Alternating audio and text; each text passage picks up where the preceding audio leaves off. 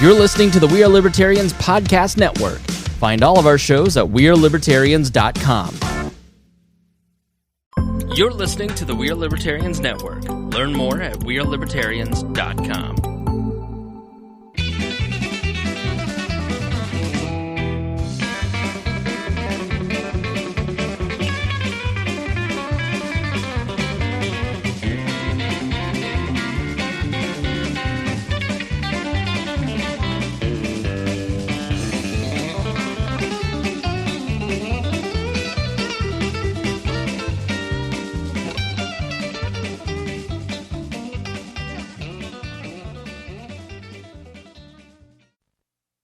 Welcome to the Boss Hog of Liberty podcast on the We Are Libertarians Network. I'm your host, Jeremiah Morrell, and as always, I'm joined by our co-host, Dakota Davis. Hey, what's going on, Jer? Hey, buddy. We're back at it again. We are back for the 52nd week in a row. Episode 52. It's unreal. That is just crazy. That's like a year's worth of episodes. One a week. It really is insane. This show is about our lives in rural Indiana. It's a show about folks who are involved in politics. We promise that our episodes are going to be a fun and an easy listen. We interview people who are influencers, elected officials, political experts, and people that we just find interesting.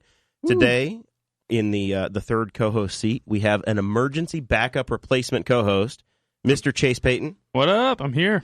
You literally are here on... This is probably the second shortest amount of notice we've ever given a co-host. Danny Morrell showed up and climbed a fence to get on the show. I remember that. That was a good some time episode. Ago. I think that was the very first one. But this is impressive. Our advertised co-host, Kade Koger, is down with an injury. We're going to violate some HIPAA laws, but apparently his 10-month-old, not his 10-year-old, 10-month-old opened up a can of whoop ass on him with a jiu-jitsu move and sliced his eye, and hopefully he's seeking medical attention.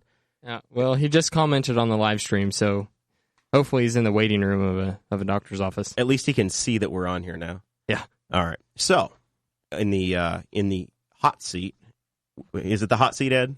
No, it's pretty comfortable. We have Ed Tarantino. Ed is here continuing our candidate series.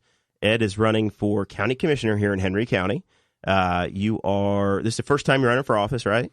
Yes, it is. And that is a Dunreath accent I'm detecting from you. Born and bred in Dunreath, Indiana, I'm sure. Western Dunreath. Dunreath. I was raised in Dunreath, Indiana, so I already have something in common. That's wonderful. Yeah, no. So you are an import. You've been here longer than probably Dakota and I have been alive combined together. But you've held on to the accent a little bit. You're from New Jersey originally. New Jersey. The Garden State. The Garden State. There's one garden there. used to be home to the New Jersey Nets. Yes. And it is home to the New York Jets and Giants. And the Jersey Giants at one time. Yeah. The Jersey Giants. I didn't know that. They're gone. It's also home to Jersey Shore. Yes, Chase would know that one, of course. The Jersey Giants sound a lot more interesting than that.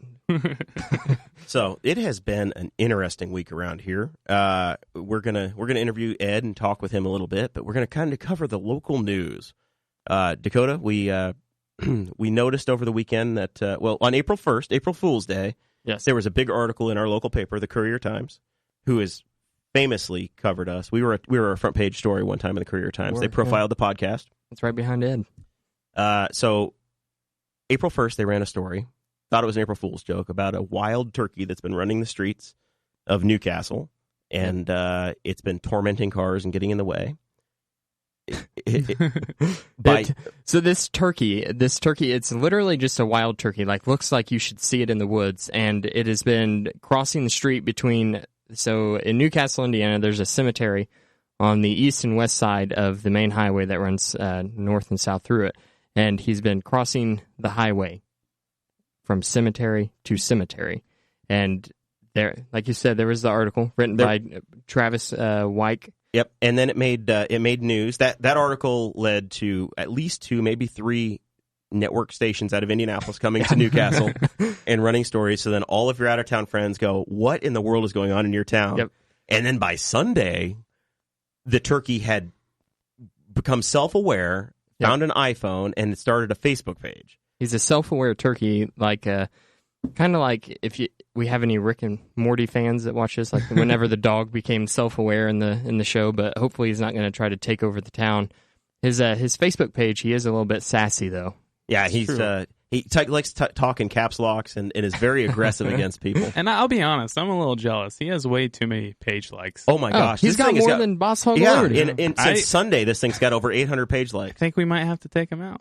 So when this all started, of course, we are front running fools at Boss Hog of Liberty. So we said we are going to capitalize off this thing. We created a poll and we said, all right, this turkey. People were freaking out on Sunday, and it was either this thing is a treasure for the city and it's got to be kept, or it's going to get somebody killed. It's in the road and it needs to be run over. So we said, is this our mascot or is it something that needs to be shot? So Chase, what were the results of our poll? All right. 355 people voted on this. 355 people took time out of their busy schedules to vote in an internet poll about the future of a wild turkey. A turkey, yes. And our mascot won by 72%. 72% of the people want to keep the thing. 28% wanted to eliminate it. Yeah, we put a GIF of Lil Sebastian from Parks and Recreation as the mascot option. I think that's why it might have won, because if I see something of Lil Sebastian, I'm just going to automatically poke on it. Yeah, absolutely. Everybody loves Lil yeah. Sebastian. Ed, do you have a turkey position, an official turkey position? This is the first tough question of the Boss Hog of Liberty podcast. I like the turkey. I saw it in the paper. I think he has a great future. Well, this turkey has been like, it's had, once again this morning, the Smiley Morning Show, some crap radio out of Indianapolis, but whatever. It's not MS or, I used to love that in high school. Okay. Yeah, okay.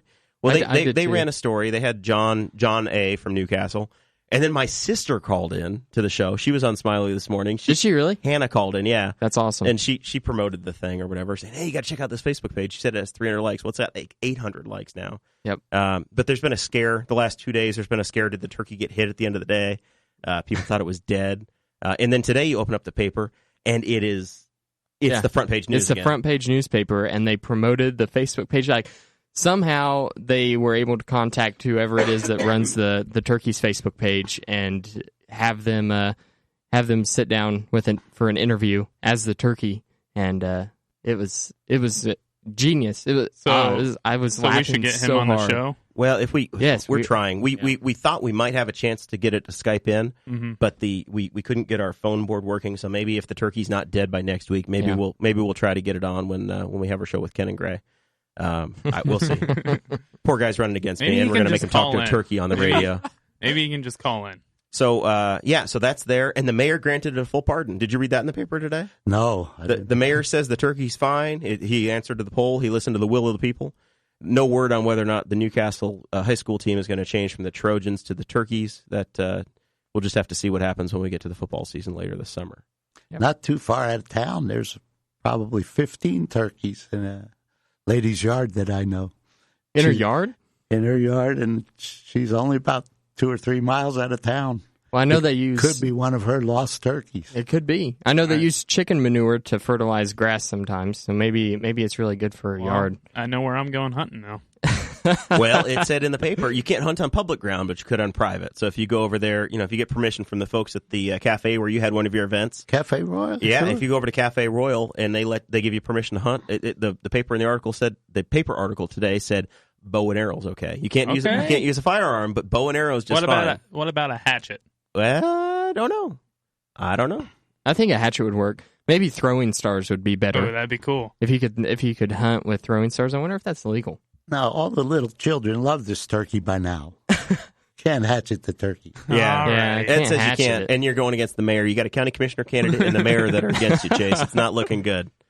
Yes. They voted to keep the turkey around. Okay, I'll give it one more week. One more week. We'll see. We'll see right. if he's still around. So then, I've gone to a couple of events this last couple weeks, or this week. Monday night, you had a big event, Ed, up at the 1,000 degree. I get this name right? 1,000 degree brick oven wood fired pizza in Mount Summit, Indiana. Is that right? Great place, great pizza. I love that place. So they've got a big party room, and you had it filled up. You had pizza coming out your ears. You had cookies. You had a huge crowd.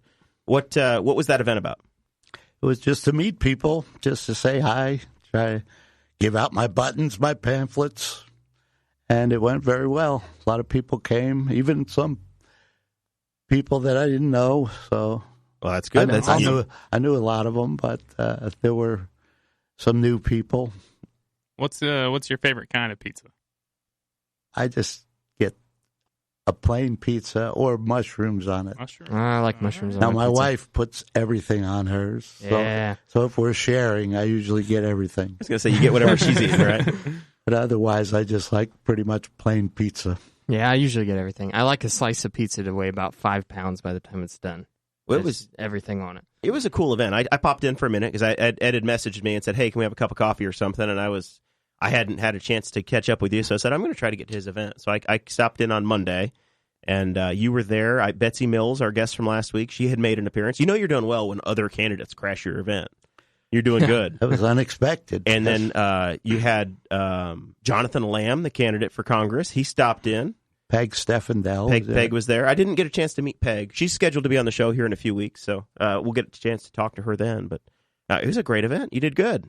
Yeah, I liked it. Did you raise some money? Shake some people down for cash, too? We got a little bit of money, but it's not about money. I think we have enough money. We ran a pretty low-budget campaign, but I have 14 campaign managers, so. 14 campaign managers. You're not one of them, are you? No. That's We're how it goes. Little disjointed, but it works out. It's working. And then, let's see, another one of our guests that we've had on, I got to hang out with Lane Siekman. Yeah, Lane Siekman. Democrat running for Congress. I saw him this week. On Tuesday, he came through Newcastle. Tuesday morning, he had a meet and greet at Jack's Donuts. And he said he'll buy your coffee. And I'm like, well, if I get a Democrat to buy a cup of coffee for me, I'm going to do that. That's been the first time they've put their hands in their pockets in a long time. That's hilarious. I got Lane. He gave me $10. I bought my coffee and I gave him the change back. It was solid. I saw my grandma Tuesday morning, and she said, "I'm pretty sure that I just saw Jeremiah at Jack's Donuts." And I was like, "Pretty sure, or you're sure?" And she goes, "I've only met him twice, so I'm not 100%. I'm pretty certain. recognizable." I mean, you are famous. Locally famous, local celebrity. So it was Lane was there. He got Darren Jacobs, the incredible. There's nothing left of Darren Jacobs, by the way. He has slimmed down. I don't know if it's because we've ruined his reputation and he had to change his appearance or what. But Darren there's nothing left to him anymore. We keep calling Darren the token socialist, so he's following the socialist diet, where that might be what's happening. He's not eating in the bread lines. Yep. So Darren was there. The mayor showed up. I got to meet Bev Matthews from the Community Foundation. I met the Democrat chair, your counterpart. The Democrat chairwoman was there. Alan Bramlett, the former Democrat chair, was there. Dale Cole, the legendary Dale Cole. He made an appearance. Dale Cole. When Dale got there, I had to go because it was time to go to work, and I wanted to give him a chair. So, but it was fun. It was neat. You got to hang out with all those guys. They didn't run me out. So, as a libertarian, it's cool. We get to talk with the Republicans and the Democrats and the Libertarians and the Independents, and nobody really knows what to do with us. So they just kind of have conversations, and generally they don't hate us. So works out. We got a few more Patreon subscriers this month. Man, we picked up a few. Yeah, we did. I'm going to run through the list here really quick. So up at the top, man, the people that are just giving us the bacon here, Christy Avery and Brantley Spicer, both of you guys are super fans. I think Brantley has claimed the title of super duper Boss Hog of Liberty fan. And then he's always in first. So yeah, and we have Mary Hershey and Rebecca Baker, Sarah Potter, Kirsten Kronk. She's new. Kirsten's new. She signed up today. Chad Malicote, Nancy Dietz. Dietz. I did not want to butcher the last name. And then we have Jamie Owens, Craig DaCosta, your parents, Joyce and Paul Morrell. My parents still haven't signed up. I don't know. On Jeff and Don Davis to do the right thing. What's going on with that? Then we have Zachary Bertram, my neighbor, and Corey Murphy and Aaron Ewert. Man, thank you guys very much. That's incredible. It's awesome. It's really humbling. We set a goal of $500 a month, and we are just about at the halfway point on that. It's unreal. Yep. So at that point, we're going to have. We've already purchased our first thing with the Shure device to be able to do our phone calls and to take remote callers. We've got that in place. Hopefully, we'll have it configured within a week. Dakota's holding up a poster. What's the story on the poster? So I said last week that we didn't have the poster in yet, because I didn't expect anybody to be pledging in the $25 and the $50 reward section. So I didn't have one designed yet because I thought I had plenty of time. Well, it turns out I was very wrong, and just in a couple of days, people had already subscribed to those. So we have a poster printed out, and it looks like a newspaper. It's got pictures of all of our different logos. Says it's the greatest podcast ever produced, and East Central Indiana's favorite podcast. It talks a little bit about tinfoil time and our logos, and we're going to be sending those out by the end of the weekend. Very cool. So if people are interested in joining the Patreon, patreon.com/Boss Hog of Liberty to sign up and join. And then of course, you do get the premium content. You get tinfoil time, and then some additional bonus audio. And I hear that there's going to be a special bonus edition, or a special bonus poster if you sign up at the Libertarian Convention. So if you come to the Libertarian Convention in May, there's a pretty good chance you're going to get a poster down there signing up at any level. So enough about that. Patreon.com/Boss Hog of Liberty. We should probably talk to Ed. We had him drive all the way in here. We've been bantering back and forth. Hopefully we put him at ease. I'm ready. You're good to go. There we go. Good to go. So let's learn about you a little bit. We know that you're from New Jersey, and like Betsy last week, you appear to be ridiculously well educated. You went to Montclair State College in New Jersey, and you studied health and physical education. So you were a gym teacher? Yes. Amongst many things. You've had like 400 careers. I like it that way. I try to learn something, everything I did, and I do get bored easy, so I change a lot. There you go. So I have different opportunities came along, and I took them. There's nothing wrong with that. So you're also the second Ball State graduate in a row we've had on. We've had a lot of Ball State people, because you've got a master's degree in physical education from Ball State. Yes, because when I started teaching in Indiana, they required it. Really? So, they don't anymore now, but you had to have a master's degree to teach. And I was teaching in Cambridge City at the time, living here in Henry County. You taught at Lincoln then? Taught at Lincoln and drove there, coached all year long because I coached football, wrestling, and track. And I had to get that master's at night after coaching. Oh, my gosh. You were a busy man whenever you had to go through get that master's degree. All right, let's talk about football for a minute. Sure. You what kind of record you have as a football? You were assistant coach, head coach at Lincoln? What's the story? I was assistant coach. Assistant coach. Yes.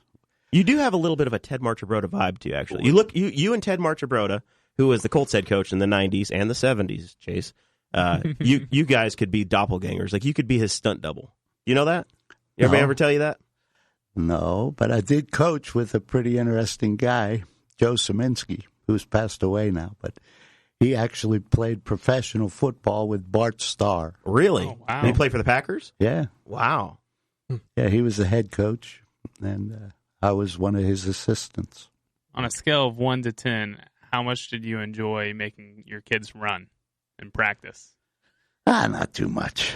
Not too much. He made them run. He just Only didn't when like they it. were really bad. Yeah, they have to be in shape, sure. I didn't like that. I always thought that was kind of pointless whenever you had to run for a punishment. It's like, if we lost, why are you going to just make us run? Why aren't we practicing more? Am I close? I'm holding up a picture of Ted sometimes- Yeah, you are Marchibroda close. Dakota. Is that close? I can see it. Yeah. That was very close. Sometimes my coach would make me run even when we won. Somewhat close. But I was fat, so Ed that looks might at me have and says, something "You to just do held with up a picture of an old man to me. What are you doing?" I'm going to get run out of my own studio. I love Ted Marchibroda. He was the Colts head coach. He was the Ravens head coach. Dakota's the one athlete in the crowd. He was the tight end. I was a tight end. That's correct. Yep. That's what I was. Really? There's a second thing in common: Dunreath, and then a tight end. Yeah, the Dunreath thing is not real at all. It's not? No, You made it up. I made it up. You're fake. You live out by Kade, right? No, I lived by Sulphur Springs. Sulphur. All right. Well, I did live in Caddis. That was the first place I lived because my wife's from Caddis. okay. That's what I remembered from Monday. So you're trying to make us fake news there, Jeremiah, by making us tell fake stories. Just want to see what I'm rumors we can disappointed. get started and see where it goes. I've driven through Dunreath many times, though. Yeah, that's about the extent of what most people do. So you were a Marine Corps officer from 1973 to 1976. Yes. Was that One of the most fun times of my life. It was a fun time? Oh, yeah, that was great. Huh. I don't think that I've ever heard anybody say fun with that much enthusiasm talking about the Marines before. Usually they're like, oh, it was tough. It built character. It was the most fun I ever had, I think. There we go. Where were you stationed? Were you stateside, or did you go overseas? I was in Quantico for about 9 months, because you go 3 months of OCS, and then you go to what they call the basic school. But you're already a lieutenant then, so that was pretty much a gentleman's course after that. Because you already had your degree, you didn't have the rough treatment. You were an officer. Well, after the first 3 months. Right. The first 3 months, they give you the rough treatment. And that was, just at the end of the Vietnam War. So all the DIs and whatnot just came back from Vietnam. So they were well prepared to give you the full treatment. Yeah. You came into a very battle-hardened time, the people that were bringing you up. And if you were in reasonable shape, it wasn't so bad. Were you in reasonable shape when you went in, or you were when you got out? I was in good shape. I just finished wrestling in college, so I was in good shape. Well, there you go. Going in and out. The poor guys that came in a little out of shape, it was very hard for them. They wouldn't be saying it was the most fun. No, they did not like it. So then you, after 1976, you joined the Army National Guard, stayed in there until 2002, and you're a retired lieutenant colonel. Why did you decide to make the transfer from the Marine Corps to the Army National Guard? Well, the Marine Corps is a small outfit, really, and the Marine Corps reserves are much smaller, so there wasn't anything really close. Closest place was Indianapolis. Oh, yeah. And it was a communications outfit. So I was infantry, so I went in the infantry in the National Guard. All right, well, that makes sense. That makes total sense. And then, so you were in the active in the military whenever you were teaching and coaching and getting your master's degree, Right. So you not only were you coaching all those and attending night classes for your master's degree, but you were also an active member of the military. I like to stay busy. I guess so. Gosh. Surprised you didn't run for county commissioner in 1978 too, just for the hell of it. Have you ever taken a nap? Yeah. No, well, I don't take naps. But I fall asleep in the chair now. Quite often, actually. I guess that counts as a nap. But you taught PE at Lincoln from 78 to 81. And coached football, wrestling, girls track. Is that correct? Yes. Oh. He already said it once. I don't know. I have to repeat it. I know. Dakota. Well, I just can't get over the fact of how busy he kept himself. Like, I feel like I'm really busy right now, and I can't even imagine doing all that stuff. I'm just really impressed by that, I guess. Had kids, too. I'm just going to say it, Dakota. You're really lazy. Am I? Yeah. Maybe you're right. No, this is a big undertaking here. This podcast, no small thing here. Building a studio and trying to sound competent on the fake internet radio. Yeah, hosting a TV my show. Hardest. You were the chief of doctrine at the United States Army Physical Fitness School in Fort Benjamin, which is in Lawrence, Indiana. The people don't know. So what exactly is the chief of doctrine? That was the greatest job I ever had, because it was the ultimate job for a gym teacher. Really nice. Do you have a gold-plated whistle? I have a brass whistle. A brass whistle. Close enough. But that job just came about by luck, actually. The Secretary of the Army at the time, John Omar, said the Army was out of shape. And so he started a physical fitness school, and it happened to be in Indianapolis. And they hired about 18 civilians. All of them had master's degrees. 5 of them had doctorates to write the curriculum.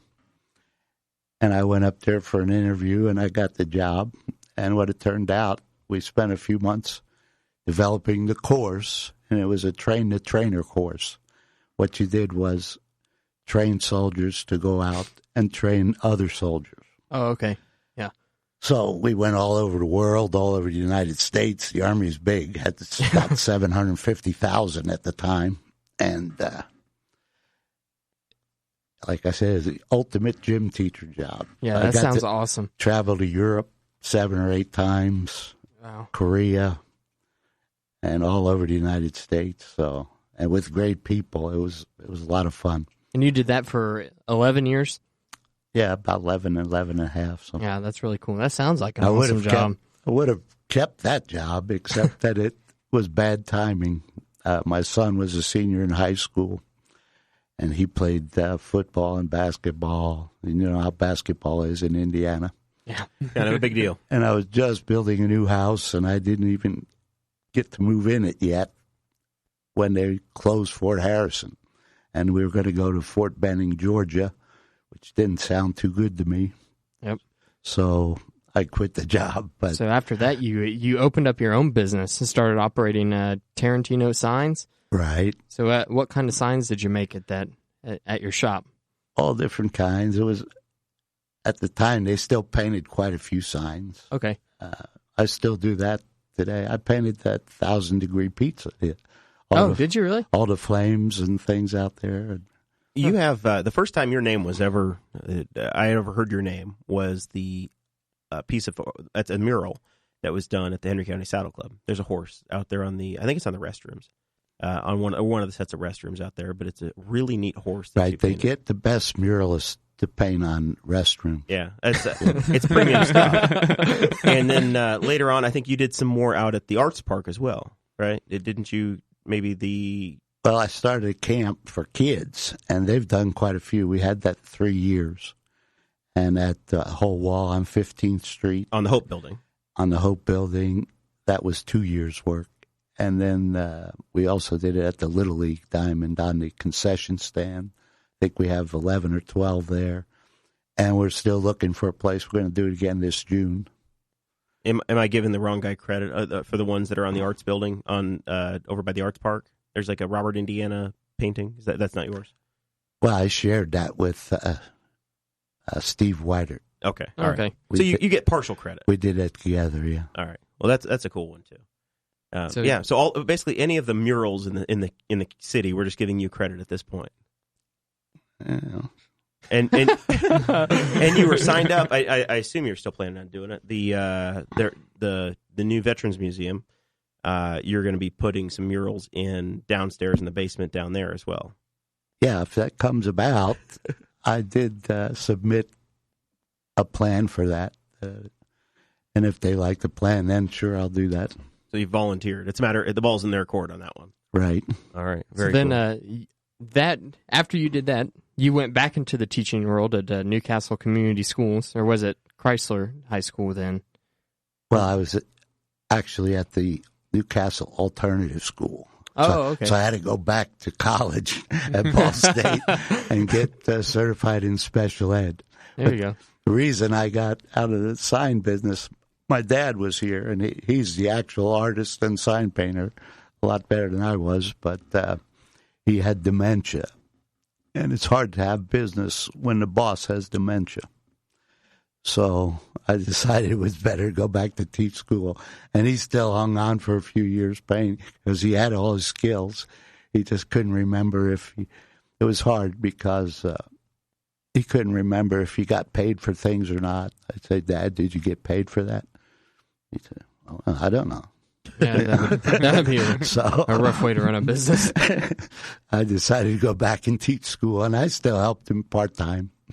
Sam Cross just said in the live stream comments that you were a master woodworker. Is there truth to that? No, what's the story behind true. that? I taught wood shop, but I had no experience in wood shop. Hold up your hands. How many digits you got? I got all my fingers. He's got all 10. It can't be that bad. And I guess at the alternative school, I'm pretty proud to say that no one was seriously injured in the 12 years I taught there. We had a couple little Band-Aid accidents, but nothing too bad. Huh. There you go. He's a master woodworker, but you learned it all on the job. Then is what I'm taking on the from job training. There we go. So your dad was an artist, and he did the painting. Is Quentin Tarantino any relation to you?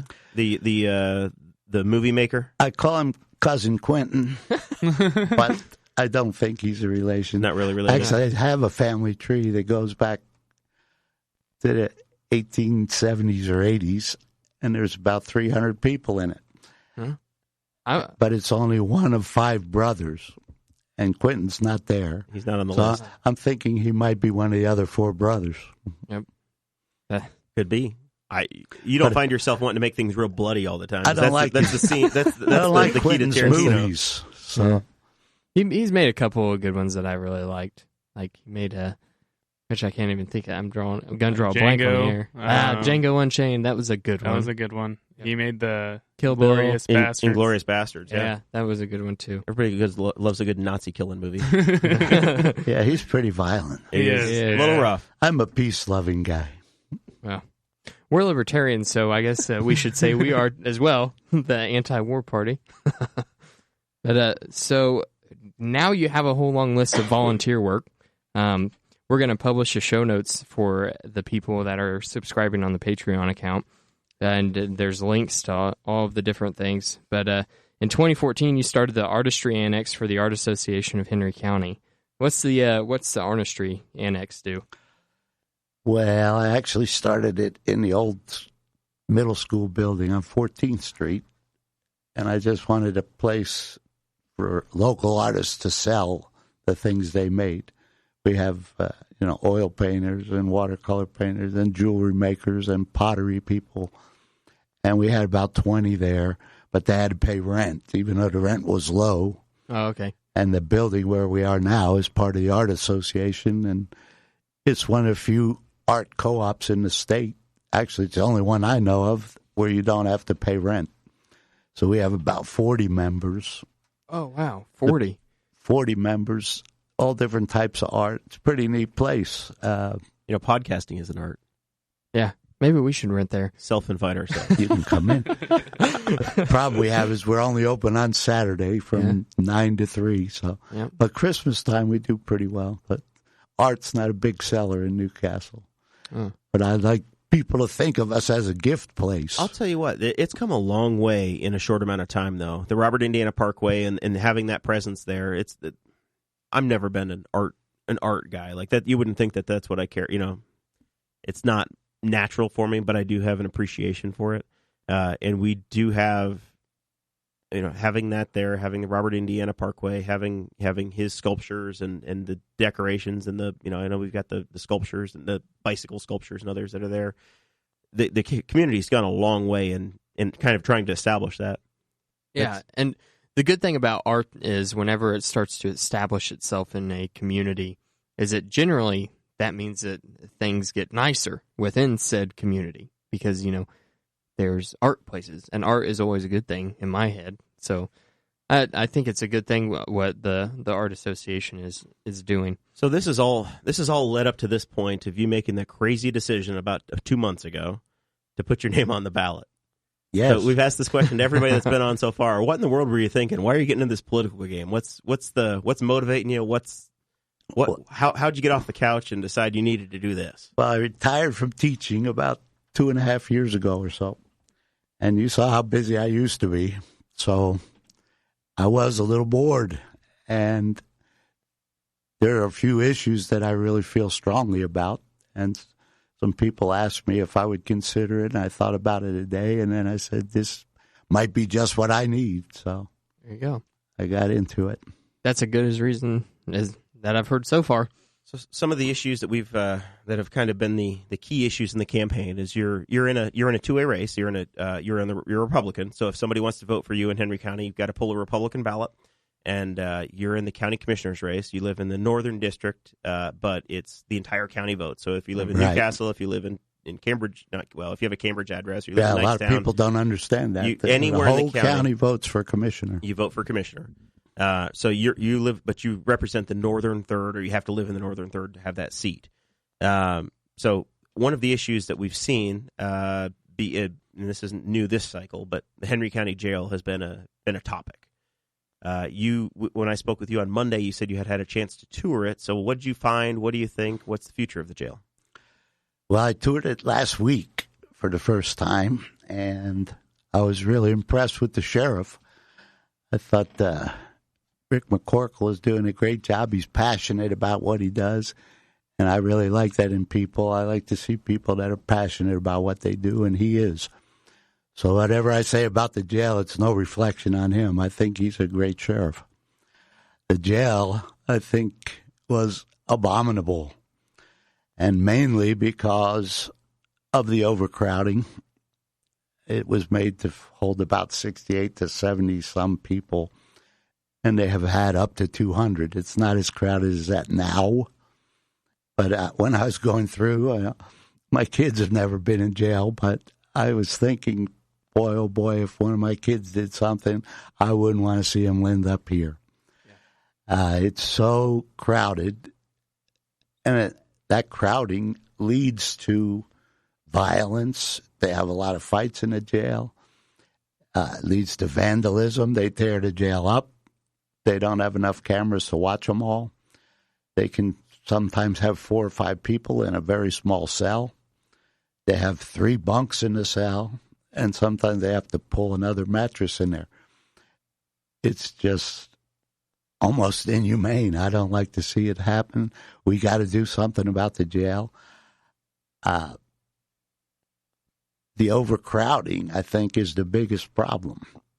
The jail's old, but it's not so old it couldn't be used. If we only had 70 people in there, it would be a reasonable place to hold them. So we've talked about with people as we've had this dialogue over the last few months on this show. Counties all across our area, because of some changes in state law, have been filling the jails up. Delaware County is converting a middle school over to become a new jail. Rush County is taking up bonds, and they're building a new jail. And now on the ballot next month in Hancock County, Greenfield area, they've got a $55 million jail budget, or $55 million jail bond for the voters to say yes or no to. Anything over $2 million has to go to the voters. You can't just automatically do it. You have to basically ask for permission because of the property tax caps. We're acknowledging that Henry County has a problem with the jail. What are you advocating for at this point? Well, the biggest problem I see is the overcrowding. They have a place right across the street from the jail where they hold the less serious crimes. 90% of the people in jail are there for drugs. 20% of those are dealers. The rest are just people who have a drug problem. Possession or some sort of a... If we could get some drug programs that worked, and that's not easy. My wife works at the Anderson Center, and she sees the same people over and over again. She's been there 20 or 30 years. And it's hard to kick drug problems, but if we had a different place to house those people that was secure and that actually helped, I'd be all for that. The overcrowding has to be dealt with. There's a couple different ideas that we've heard that have come onto the show. People have talked about. One of them is the shell building that the county built. We've heard ideas of turning that into a jail. Delaware County talked about doing that with theirs. So I don't know if anybody's come on this show and talked about it, but I know it's been talked about. In other areas. Talked about it. We've talked about it on the show before. Yeah. We have a shell building. It's 50,400 square feet. Surely that can hold more than the little place that we have downtown. Is that feasible? I don't understand. I haven't looked at the shell building. Butch was on a few weeks ago, and he mentioned that at one time they talked about making a juvenile detention center into the jail, and they could have done it for about $5 million. Yeah, I don't know what stopped them from doing that, but I think I might have been for that deal. Yeah, because a new jail is going to cost $20 to $30 million at least. I think the price tag in Rush County is in the 30 range, and we said it's going to be 55 in Hancock. If we could have acted a few years ago and got it for $5 million, that would have been a good deal. It would have been a great deal. I don't know why they didn't do that, but now the building's being rented out, leased out, I think, for at least 3 years. Yep. And so I guess we can't use that for 3 years. Yeah, there's the shell building is interesting because I don't see it really working for the $5 million that we could have had the youth detention center for, and frankly, I don't see it being that much cheaper than in the long run than a place like building a new facility, the $30 million, because of everything that would have to go into it. Right. It probably not very practical. Right. Yeah, that shell building is a magnet. It's right now it's used for marketing, and the Economic Development Corporation shows that as a shovel ready site, and it can be expanded. I'm not sure that I would. Well, first of all, I'm not sure I would have built the shell building to start with, but I'm not sure that I would advocate for putting the jail there. Yeah, you don't especially. It kind of leads into the next part of the conversation we're going to have. You don't have a whole lot of industrial site space left, so there's talk of the commissioners putting this 130-acre site or 140-acre site off 300 South, letting it go light industrial. I'm not sure. I'm not sure that converting this over to jail use when you're potentially taking rural residential or farm ground and turning it into light industrial is the path we want to go. But they approved that last night. They did do that. Okay. So where were you on that conversation? Were you? I think they should have took a little more time, because I'm sure there are other places they could have explored. They looked at that one because a couple local entrepreneurs bought the land and tried to get it rezoned for that. I think there were a lot of people in the courthouse that didn't like the idea, and just a few that did like it. I see the need for it. I don't know if that's necessarily the best place to put it. I think they should have taken a little more time and looked around the county to see if there was a place they could have had that didn't disturb so many people. So this is probably a philosophical thing that we probably want to learn about you and share your philosophy on. We have a central, not a central plan, but a comprehensive plan that the county has paid for and is in the process of adopting. It's gone through a steering committee and the planning commission, and that's in the commissioner's desk. And they continue to tweak it and make modifications. As a general rule, and we can get into wind later, but as far as land use and the maps that are in that comprehensive plan, do you agree with that direction, or are there changes you think that they should be making that are better uses of our area than what they've got shown in there now? Well, first off, I would have never spent $110,000 of taxpayer money to have anyone make a plan. And the way it came about, they just put together groups of people, had them explore different problems, and they sort of acted like the facilitator for it and then stuck it all together. We could have done that. The people on the little focus groups, they didn't get paid. I was on the focus group. I didn't get paid at all. I don't know why we needed a company that we had to pay $110,000 with all the other problems we have. There aren't very many companies I would pay that kind of money for their advice. And it seemed like it was changed for political reasons a few times. I can agree with that. Right. So squeaky wheels definitely make changes, right? Yeah. So I would be against. I'm against most studies and things like that where you spend a lot of taxpayer money. We have enough problems. Even people always talk about the roads. We'll probably talk about that a little bit later, but we don't have $110,000 to waste, and I think that was a waste. So, as a county commissioner, you have oversight over the county planning commission. You may be one of the members. The commissioners get one member there. Right now, I think Eddie Ano serves in that role, and I think it may rotate year to year. But if something comes out of that group, it comes to the commissioners to be approved. What sort of decision-making process will you have? You said you want to take time and listen to input from the community. I guess, do you anticipate stopping projects that come out of the planning commission and saying no? I want to reject that as a rule or as a protection measure for the community. What do you see your role? It depends on their logic and how well they thought it out before it got to the commissioners. But as a commissioner, if I were lucky enough to get that job, I think I would take my time and be very careful. I would listen to all sides. And I don't have any trouble making decisions. I've made decisions all my life. I had lots of jobs where I had to make decisions, but I think sometimes we don't explore all the options. And I think I'm pretty good at coming up with options. Even for the jail, I think I could come up with a lot of different options that would put off buying a brand new jail right away because we're still in debt for the Justice Center. And it doesn't look like we're going to have the money for a new jail for a few years at least, but I know something has to be done, and we can't wait a few years. We've got to do something about the jail has now. To be done now. Right. Yeah. There's lawsuits and things that have been filed against the commissioners because of the state of the jail. Yeah. I know that we already talked about that, but it is a big deal.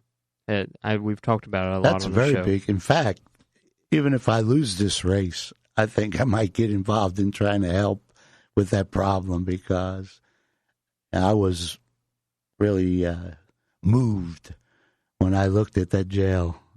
I'd be ashamed to have to. I saw some people in there that I knew, kids that I had taught in school. Oh yeah, that's not easy at all. Yeah, and I did not like it. Yeah, yeah, that's pretty rough actually. All right, that was a heavy moment.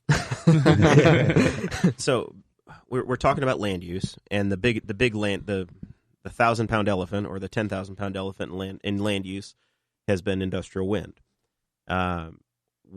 You have definitely been on the opposition side to having industrial wind, or at least you're interested in a different ordinance than what we have now.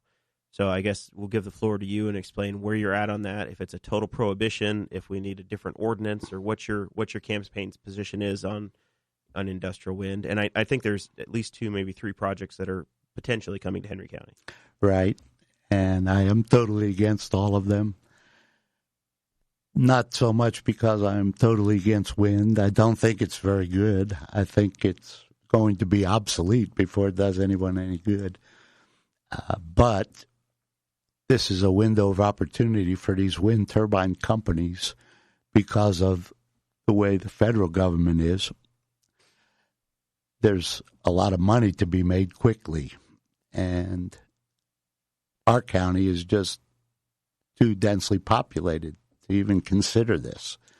And I think about half the county probably doesn't consider it a very serious problem, because if you live in Newcastle or Knightstown, it doesn't mean as much to you as the people who live out in the county. But to me, it's a simple decision to make, and I do not understand why it's taking so long. When Butch was on here a couple weeks ago, he said something to the effect that when it was over, and they're about to pass something, I think, here in the next month or two. The commissioners are rewriting the WEX ordinance, the Wind Energy Conversion System ordinance. And he said when that passed, whatever they decide to do with it, that the commissioners wouldn't be happy, the big farmers wouldn't be happy, the people protesting the turbines wouldn't be happy. And I remember I was listening, and I said, what do you mean? Why would you pass something that makes no one happy? It doesn't make sense to me. And that's it wouldn't even work out that way. Somebody's going to be happy. Either people are going to be happy because no turbines are coming into this county, or the big farmers are going to be real happy because they are coming in. So do you think that they're dead now without abatements, or do you think that the wind companies could still come in even if no changes are made right now? Or do you think these projects are dead and they have to do something to make them come back to life? Or what were... They're not dead because they're signing leases as we speak. There's only about 125 lease signers in the county, but they are still trying to recruit more. And of that 125, there's really only 7 or 8 pretty big farmers that are putting the most pressure on this issue. But to me, it's almost a moral issue. It's a property issue. You libertarians ought to appreciate that. What I've argued back and forth with people, but you do not have a right to do anything you want with your property. We already have zoning laws. You want to build anything in this county, you have to bring it to the planning commission. You have to ask permission. If it's anything significant, you've got to ask your neighbor's permission. I don't understand how these 500-foot towers can get in without asking anyone's permission. And they do affect other people's property.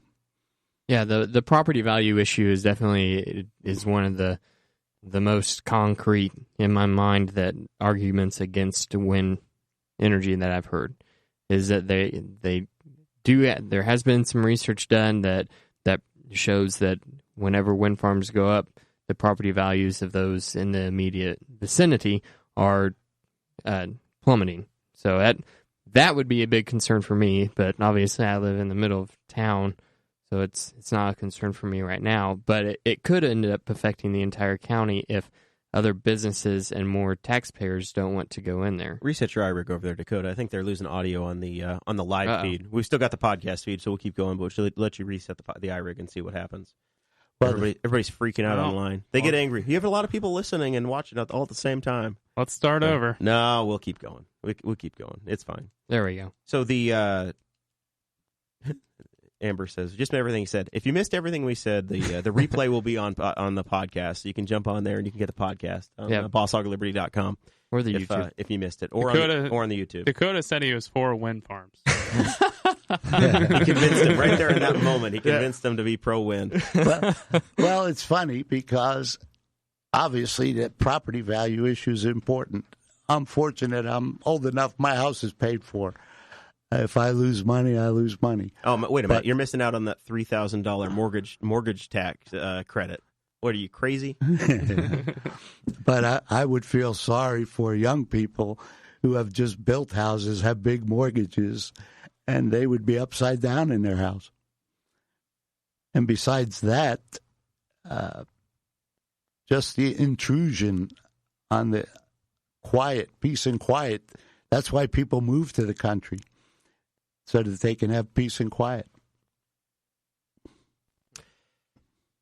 All right, so I got a couple illustrations. Just in something sounds different here. We're doing good. Yeah, we're doing fine. Okay, just a few weeks ago, I saw an article in I don't know if it's a magazine or some pamphlet or whatever, called the Fence Post. It was in Nebraska. And it was a county councilman who voted for wind farms in Nebraska, and his wife. They both supported it, thought it was a great idea, until they got them. After they put them in, they both complained about the red lights flashing at night and the noise they made. Now, I am hard of hearing, so I don't hear much noise. I've been out in Randolph County, listened. I don't hear a lot, but a lot of people do. The problem with this one is they were 1.5 miles away from the closest turbine in Nebraska, and they were bothered by the lights and the noise, and they were very sorry that they got them put in. So you said 1.5 miles. We'll leave this topic at that one, I guess. Is there a setback, in the county, or is it just a prohibition? The WEX ordinance should be there. There will be no industrial wind turbines built in the county. There's no setback number. It's just if you go to Tino, it's no. The wind companies themselves have the setbacks, I think, from 1,600 to 1,900 as a danger area. Mm-hmm. 2,000 feet. What was it before? Before this was done, what was the number? Before this adjustment was being made? Was it 1,000 or 1,500 for Henry County? Right now it's 1,500. 1,500 from your house, foundation of your house, and much closer than that from your property line. Oh. But people tell me all the time that, they've got them all over Europe. They're not having a problem with them, but they are having a problem with them. In fact, Germany and Poland have just changed their setbacks, and they've had them for years and years and years, and they changed it to 2,000 meters, which is over 6,000 feet, over a mile. And they did that because they learned something. They don't want these things that close to people, and that's the problem in our county. They don't belong 1,500 feet. Do you think that as this technology evolves, it could end up changing the setback? So say that we don't have that, we don't subsidize these, and manufacturers actually have to really evolve their product more before people will get interested. I don't think they'll ever build them if they're not subsidized. Yeah. They're just not worth it. And that's kind of the position I've taken, because I'm a candidate as well. I'm running for the Henry County Council in the 1st District race, which is half of Henry Township. And I've said I wouldn't vote for an abatement. And based on that, I don't know that they would happen, because they require a county tax abatement. And I've counted the votes on the council now and the people that are running. I don't see the votes being there to give an abatement. So I feel like everybody's really upset over this issue, but I'm not sure the votes are there to make it happen to actually go forward anyway. I hope there's enough votes to stop the abatement, but I have heard some people say they don't need the abatement, that they could put them in without the abatement because the money they get from the federal government is enough that it would still be profitable. I don't know if that's true or not. You had Jonathan Lamb on Monday. Did you, at your event? Did you talk to him about wind at all? Did you talk about federal subsidies and energy? Not with Lamb. I did talk to Rokita about that, and he didn't seem to know much about it. He didn't think it was a very big issue. But I assured him that there were thousands of voters out here that do care about the issue. Interesting. So there's not an anti-wind candidate on the federal level of the 3 Republicans running for Senate that you're aware of? I don't think so. Okay. Not who I've heard speak out about it. Interesting. No, but when I look at this county, though, when Susan Yoon ran last election, 7,000 votes, and you should be able to appreciate this as a libertarian because she ran as an independent. Absolutely. Yeah, it's not easy. You have to. You're going against the headwinds of automatic Democrat and automatic Republican vote getters. And I had a councilman. Actually, I won't mention names. Oh, come on! We're all friends here. he told me that Susan Yoon got the boost because of the big Republican turnout, and she ran it. I said, "No way!" You know, it was Ed Llanos that got the boost.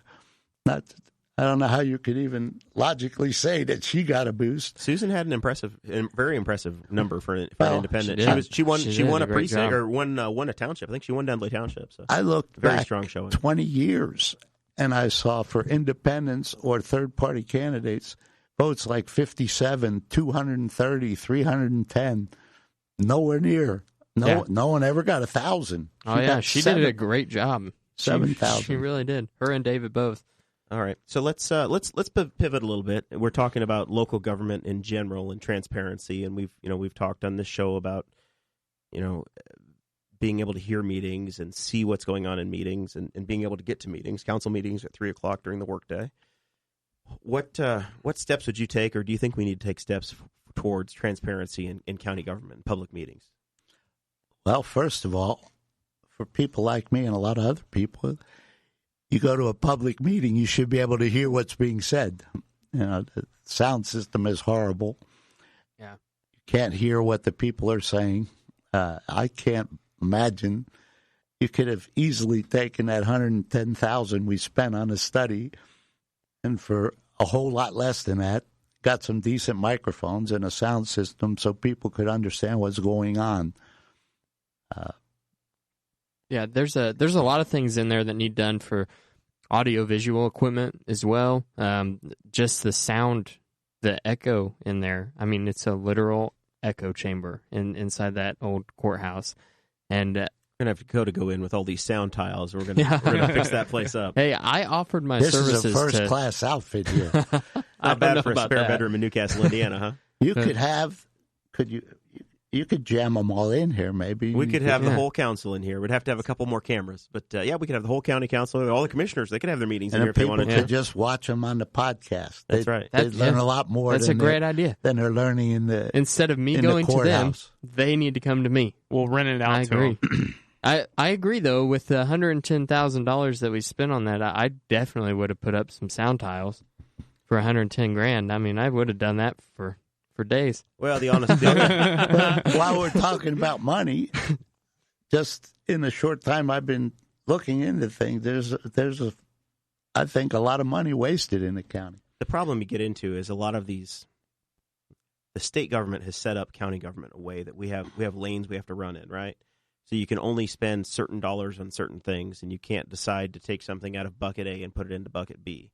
So a portion of the money the largest portion that paid for that $110,000 comprehensive plan came from food and beverage money, because the comprehensive plan is used for economic development, stimulus, tourism, and that kind of falls in that bucket. We can't take that money and say, okay, we're going to build a jail, or we're going to put that on roads, or we're going to put it on, AV equipment in the commissioner's meeting room. It could have gone to Morrell Park. It could have gone to different places. But if we're going to have that food and beverage tax, the state legislature says we can only spend it on certain things. That's the trick of it all. And one of the reasons I'm so frustrated with government in general is because you've got, you're trying to operate a government, your hands are tied behind your back, and you've got certain lanes you can get into. If you look at the fire department, the fire building they want to build in Bluntsville. Yes. And I'm all for those people having a new fire station. They need it. So they raised, or they applied for a federal grant, and it's like a blessing and a curse. They got a grant for probably 90% of the money they need, but then they come to the county and said, hey, you've got about 3 weeks to give me $50,000 or we lose $500,000 in construction in the county. Guns to your head, Ed. What are you going to do? What I hate to say it, but I looked at the building that they're going to get for $500,000. They got $500,000 grant. They need another $57,000. When I saw that drawing, I couldn't believe it. It was a pole barn with 4 garage doors. I took it over to DeBrule. I bought a copy of the blueprint on 38. I said, have you guys seen this building? Because they build those types of buildings. Sure. No, they didn't get the bid on it. They didn't hear about it. A company in Pendleton got the bid called Fredericks. I said, ballpark me a figure on this building. It's 50 by 60, I believe. All metal building, metal roof. He said $45,000. Now, obviously, you have to pour an 8-inch concrete pad. It had a little office in the back, 2 bathrooms. I don't know if it was insulated or not. There's a spec book about this thick from the grant people. It is a spec book because as a federal grant, all of a sudden you have to comply with all the federal government responsibilities. But essentially what you're getting is maybe a $150,000 building for $500,000, and that's not enough. You got to go to the county and ask for more money. Something's wrong there. So where did that one lay? That one, I guess the council at their next meeting has to deal with that issue. They're going to decide at the next meeting whether they're going to give them the money or not. I was at the town board meeting at Sulphur Springs last night or the night before, Tuesday night, I think. I asked them, they have a very nice fire station. I asked, how much did your fire station cost? They said, well, we got a lot of help, volunteer help, whatnot. But altogether, it cost $60,000. It's very nice. It's brick. So $500,000 ought to build a fire station. Yeah, it's amazing what happens when you get federal dollars involved in something, isn't it? Well, I used to work for the federal government. I saw a lot of waste. I could tell stories about waste, but... So you're advocating for the council to say, no, let's reposition and let's make a different decision. Well, if one town can build a perfectly good firehouse for $60,000, it would be a shame to lose a grant for $500,000. But on the other hand, I don't like to see even the federal government spending $500,000 on something that's worth $150,000. Yeah, and this money is not—it's not general fund money that they're talking about. This is the 1% public safety, the local option income tax. That's where this bucket would come from. I'm not sure where it comes from. I was just upset that they had to ask for it. Right. Oh, I understand. All right. So I guess the next major issue we have to chat about was roads. County commissioner, all of a sudden you get to go to road school. They send you to Purdue University, and you're responsible for ditches and drainage and 800 miles of county road. So I'm going to be the first guy in line at Ed Tarantino's office saying, Jeffrey Street's a mess and I need paved. How are you going to say, Jeremiah, get in line?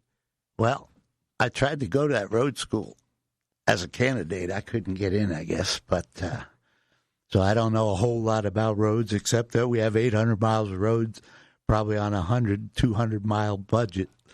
So no matter who's commissioner, there's going to be road problems. There's going to be a lot of potholes. I would just say that I would certainly look at dangerous conditions first, and I'm sure they do to a certain extent. I'm not an expert on roads. They told me they did 50 miles of road last year, and they had $1 million grant from the state.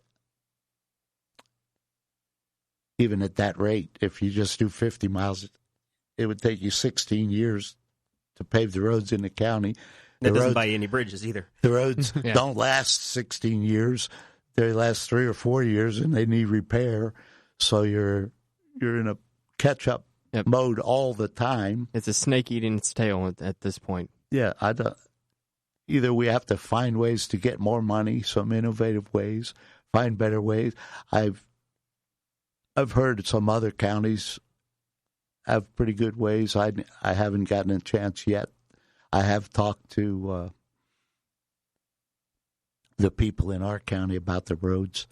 I can't promise to fix all the potholes, but I will look for dangerous areas. I know I don't know what's going on here with this, but I heard we're going to get another 600 some odd thousand from the state, and most of it's going for signs. Yeah, I believe that it actually has to go to signs, though. We don't really just allocate those funds to the signs. We don't. It's another one of those things where we don't have a choice. Some awful nice signs and some really bad roads. Yeah, maybe the sign should point to the roads and say danger area. Yeah, the sign should say large bumps ahead or potholes ahead. Pretty signs. I'm a sign guy. I appreciate $600,000 worth of signs and terrible roads, but. So do you think, is chip and seal the solution, or gravel roads, or asphalt, or redoing the crowns on the roads, or all of the above? People wouldn't like to go back to gravel roads. I lived on a gravel road here for many, many years. A lot of dust. Bothered my wife more than it bothered me, but... you can't really keep your vehicle clean on a gravel road. Yeah, I hardly ever wash my vehicle. My wife she washes hers, though. We have a gravel drive. She hardly ever lets me drive her car. But, wait, let's learn something about you here. What do you drive, and what's the wife drive? Let's figure this out. What are you not allowed to drive? What do I drive right now? I have one of the nicest cars I've had in my whole life. It's because it's my wife's old car. She has a Subaru. Oh, nice. Indiana made, probably, huh? I don't know. Lafayette. Yeah. So, she likes that. Doesn't like me to drive much. I say I'm the man. I'm supposed to drive. She says not this vehicle. But I drive a 2010 Hyundai. Really? But I do like it. Now wait, this is a Chrysler town. You're driving around in an import. That's dangerous. I know, and all her family work for Chrysler too. And what's your dream car? If you could have any car, what would it be? I don't really care much about cars. Don't care. The favorite car I've ever had, I did buy. What year was that? I think it was a '78 Lincoln. Nice. Town car. That's the kind of song Jim Varney sang about, Hot Rod Lincoln. I bought it only about 1985. I loved the car. Gas wasn't too expensive. It was a great car to take a long drive in. It had leather seats. It had power, everything. What I really liked is it had high beams that turned themselves on and off. Automatically. Yeah. Cars come and they did it. Because I'll put my high beams on driving out in the country, and then I forget to turn them off. It's a good way to end up in that county jail. It's bad. It's bad. But that Lincoln, it was a great car. People borrowed it to take it on vacation. But other than that, I have no dream car. I could see you rolling up in like a Viper.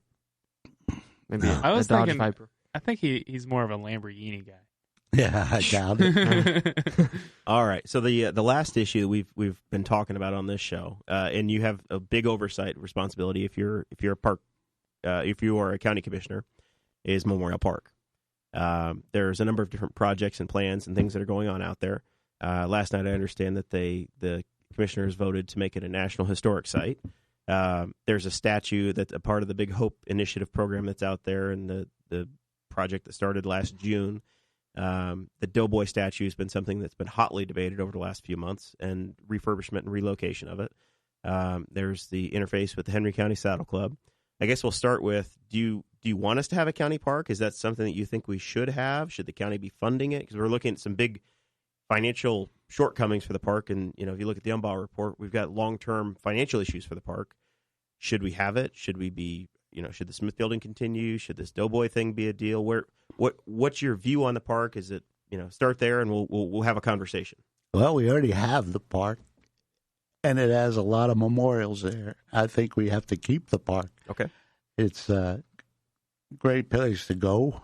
I've walked through it many times. Yeah, I certainly think we should keep the park.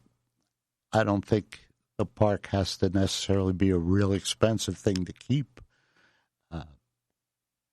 I'm not sure the numbers on how much money it costs to keep that park open, but yeah, I'd be in favor of keeping it. Sure. Well, I was a member of the park board for a couple of years. The park board budget's between $250,000 and $500,000 a year. An awful lot of that goes to salary, and about $100,000 actually operates the maintenance and the utilities of the structures and the buildings that are out there. I talked about this with Betsy last week. The budget for the park is roughly the same now as it was in 1992. So you don't see a lot of changes or additional revenue coming out there. So because of that, we saw the park needed a roof for the shelter house. They paid for that by selling some timber out of there, trying to help have the park pay for itself. That was somewhat controversial. And from that, we wound up with the Friends of Memorial Park, which is a private or 501c3 that's helping to pay for some of the offsetting costs, some of the costs that are out there. But the Friends of Memorial Park has been involved with this Doughboy relocation. If you are the county commissioner, you have, I guess we heard Butch say last time that the commissioners could get involved if they wanted to with this Doughboy thing. If it's still not resolved by the time you're there, do you have an opinion? Would you leave it as it is or let the park board decide what they decide? I really hope it's resolved before I get there, if I do get there. I have talked to both sides, several people on both sides, and I've told them all that I am going to stay neutral on it because I feel like the wind issue is the biggest issue in the county. I'm glad that Steve Peckinpah raised some money, got it fixed up. I can see the side of people say they want to keep it where it originally was, and I see the other side too. So I want to stay neutral on that. I don't want to say either way. I'm just one person right now. I hope it's resolved before I get in. I could make a decision on it if I had to, but right now I am neutral. Okay. I'm not even hedging. I am neutral. I've talked to veterans on both sides of it. Well, that's an important distinction. Is that there are veterans that feel very passionately on both sides of the issue, and I think there's a number of people that just they're neutral just like you are. They don't strongly feel either way. So that's I'm in a controversial issue already. I don't want to be in. One is enough. Two. All right, so let's talk for a minute about appointments, because you, as a commissioner, you would have appointments to the park board, to the planning commission, to others. What sort of matrix or template do you have when you're going out finding somebody to appoint? How would you handle appointments? What are you looking for in an appointee? Well, you just interview people. Like I said before about the sheriff, I think he's passionate about what he does. I would look for people that have the right motives for taking on responsibility like that. And sometimes it's hard to read people's motives, but I think if you ask enough questions and you hear their responses, but I'd be looking for people who are civic-minded. A lot of times when you see these boards, you almost see automatic reappointments to people. Should people that are serving on boards now feel like, it's just going to be an automatic reappointment, or are you going to have should they be expecting changes if you have a say on some of these boards? I like innovators.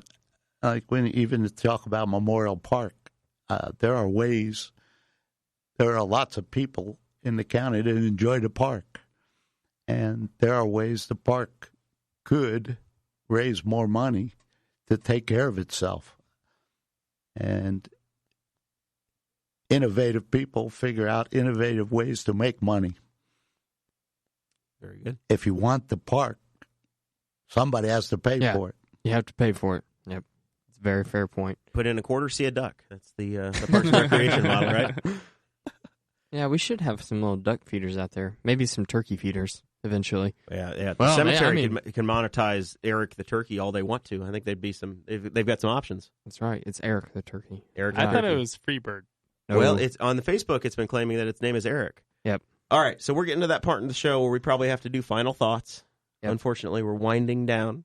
Ed, if people want to volunteer for your campaign, help you out, send more money, how do they help you out? I imagine you're still walking or have teams of people going out door to door in the county. You got 50,000 people to reach between now and May. Yeah, it's 6th, hard to reach them. Or May 8th. I try to reach them on Facebook. I do have a Facebook page and sometimes people get confused with my Facebook page and my campaign Facebook page. The one with the flag picture is my campaign Facebook page. I'd like people to try to find that. And we've got it tagged. If you're watching here, you can click on Ed's deal so you can find his stuff is linked there. I'm going to be writing several more things next few weeks. I get out, I knock on doors, I meet people, I meet dogs, I meet all sorts of... We talked about that Monday. That's the thing that anybody that's run for office, you immediately look at each other and go, I've seen some mean dogs. Yeah, the dogs. But I'm having pretty good success. When I get to talk to people, I get a lot of my signs put out. So I'm happy about that. Very neat. I've seen a lot of your signs coming home from work every day. That's I good. go down 234. I see them all the time. I like them. Yeah, they're all over the place. All right. If They they want are. to send some checks in for the Tarantino campaign, how's that work? Are you still taking money or you're full up? Well, we probably need some for newspaper advertising. That'll be probably big in the next few weeks. So if anybody did want to send anything in, our treasurer's at Dickerson Accounting on 17th Street, and they can drop it off there, or they can give it to myself or anyone, one of my 14 campaign managers. How in the world did you get yourself 14 campaign managers? How'd this happen? Well, they told me to get a campaign manager, and as being a school teacher, a lot of my friends are liberal Democrats, and the Republicans aren't crazy about having a liberal Democrat as a campaign manager. I did ask one, but they also work all day, so I try to do a lot of things myself, and then a lot of the people that are helping me, they work all day, so I don't like to put too much on them. A lot of people help me paint those signs you see all over the county. They gave up like 5 Saturdays in a row to paint signs. I did see the pictures of you had a ton of people working at one time to get all the signs painted. Where'd Neat. you paint all those? We painted them at the Artistry Annex. Gotcha. There you go. Well, very cool. All right. Well, we appreciate you joining us. Hopefully you enjoyed this, and Had a good time. If anybody missed out on some of the audio that was here, once again the MP3 podcast you can get on iTunes. That'll be easy to go back and catch anything if we lost any of it. Chase, you got any final thoughts for us? I know you didn't really have a chance to prepare anything. No, but I've been thinking. Okay. All right. Okay. If you were listening last week, you heard me give a couple options of what I'm going to do when we move the Doughboy. Oh boy. Okay. Uh-oh. Here we go again. Our two most Chase isn't neutral, Ed. He's pro move. Our two most popular options were Axl Rose and Reggie Miller. Yep. Okay, I like Not both Cheryl of Miller, those. Reggie Miller. Yes, Reggie Miller, basketball player, Indiana Pacers, all-time Even great. I know who Reggie Miller is. Pretty cool, funky teeth. That would Anyways, have- I'm gonna add a new option. What's the turkey's name? Eric the turkey. Eric Freebird the turkey. We could get a statue of him, or we could even put him in a little cage and make it into like a petting zoo. You gonna put him in the new location or the old location? Old location. That way people actually know where it's at, because most people don't. That turkey wants to be free. Yeah, that's free bird. You're gonna lock him up. We can make a big bird pen. I'm just saying, tons of people will be at the park that way. Like 800 and something. How many likes does he have on Facebook? I heard it's over 800 likes. Yeah, it's Over 800. Like I mean, 805, I think. I'm just saying, you could put a concession stand right next to it. I think it'd be a great idea. I think Sell it'd bring turkey legs. the park a lot of money. So, and then other than that, I don't have any new updates about the headless chicken. I think he's still alive, so that's good news. Thank he's you going for the record. updating us on the there we poultry go, desk. yeah. All right, that's it. All right. All right, so for my final thoughts, I just want to say thank you to all the Patreon subscribers again. Audrey and I put out our last tinfoil time on Tuesday, and we talked about Queen Elizabeth II and whether or not she kidnaps children and is a cannibal. And you can hear that if you donate to the Patreon feed. And I think that next week is actually going to be about Melania Trump and her having a doppelganger that follows Trump around if she doesn't feel like hanging out with him. So that's next week's conspiracy theory. I really don't understand this extra show you guys have thrown here, but apparently people like it. So Queen Elizabeth wasn't a cannibal? Well, I mean, some people actually believe that. Oh. What we did, we set out and did all the research why people believe that and tried to prove them wrong. And you guys determined that she's not a cannibal. Yes. She's just an old lady. Don't ruin it for them, Jared. They need to find out. Pay the money. I actually listened to it. And so she would have died of some weird brain disease, is what you guys did have. decided. I keep trying to like skew the votes for what I want to do the show on. It never works out. People want to hear about Melania Trump for some reason. You can follow me on Facebook and follow me on Twitter at AtokadSavad. It's Dakota Davis spelled backwards. And get on that Patreon. Very good. All right. Well, I'm fighting a little cold here, so I'm not going to keep anybody longer than we have to. I've got my deep radio voice. I was going to say, sexy you look radio awful. voice today. Thank you, Chase. I'm barely alive. All right. So next week, Wednesday, we're not doing a show Thursday. It's Wednesday. We'll have Ken and Gray on. He's running for County Council District 1 in the Republican primary. That's a familiar race because that's the same race I'm running for. We both are applying for the same job. When are you coming on the show? I don't know. I can't get scheduled. All these people are booked on here. Can I sit over there? You want to sit and interview me? Can you work all these controls? No. Nah, it's not that hard. I can teach him. Yeah. So Kennan's coming on. He's got an event. He was a very nice sport. We had him scheduled for Thursday of next week, and I felt terribly. 2 weeks ago, or last week, I guess it was, 2 weeks before the showtime, I get a letter in the mail from the Elks Club and said, "Hey, we're going to have your indoctrination ceremony. Please bring us a check, and you get to join." And it was the same day we were booked. So he agreed to move to Wednesday. He is having an event at Cafe Royal, another meet and greet. So I think from 5 to 7 on Wednesday, you can go down, catch him, meet him in person, then get back home and watch us on the show. So you can go meet him in person. But he was nice enough to adjust the day he was coming on. He's still going to have that, but the show's going to be a little later. We're going to do about 7:30, 7:45, somewhere in that range next week. So Appreciate everybody listening and watching. Once again, shout out to that Patreon group. Thank you guys very much. Very humbling to have you helping us out and supporting. We've come a long way. We've got our Shure device that we used our first month's proceeds to pay for that. So we will have remote guests. Dakota and I messed around with that a little bit. Found out we need a couple more cables, so we're going to go back to the well and buy some more junk. We're going to get that working, and before too long, we'll have some. We're going to do some fun stuff. We're planning an election night special where we're going to send somebody down to the Republican or the Democrat headquarters, maybe Chase, and get some interviews. Yep, I think it's and then we're going Chase. to do an election night show. So somebody's going to be down there with a phone. We're going to talk to people. So we're going to talk to Ed. We're going to talk to Butch. Try to catch him on election night and see who can get on the show and have a fun live program. So that's our goal. That's our first month's Patreon stuff. If we get to that $500 a month, we are looking at possibly getting some space to get a permanent studio. So we would move out of this and move into something a little bit more permanent. But we got to get the financial stability. So that's what the Patreon thing's all about. But until then, we're going to keep saving the money. And we've had a lot of people talk about wanting to do remotes and be able to work remotely.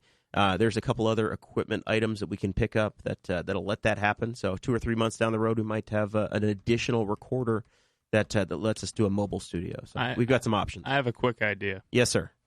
You know how they have that sad dog commercial in the arms of the angels? Yes, the ASPA. Yes. Humane I Society. think we should make a commercial of us crying, and one of us can sing. That way it convinces people to donate. I don't want this to sound like church where we're just banging on people. I just want people, if you can give $5, $10, help us out, kick it in. That's what keeps us going. We're not every nickel we're getting out of this is going right back into of your the show. paycheck. Yeah, it's a tie. 10%. All right. Thank you guys very much. We'll see you next Wednesday. Thank you for listening to the Boss Hog of Liberty, which is part of the We Are Libertarians Network. I am Chris Spangle, and I am the founder of this network, and I invite you to listen to all of our shows, which you can find at wearelibertarians.com or by searching for these in your podcatcher. The flagship show is the We Are Libertarians podcast, where we apply libertarian principles to current events. The Brian Nichols Show is a conversation amongst Republicans, Democrats, Libertarians, Independents, as they talk about what is happening in the news. And we have many other podcasts like The Chris Spangle Show, Upward, The Cost, Raw Audio Politics, Miranda's World, and Tad Talk, which is quite a ride. So check all of these out. Go to wearelibertarians.com and you can check out all of our great podcasts. Thanks for listening. Thank you for listening to the We Are Libertarians Network. Get our other shows at wearelibertarians.com.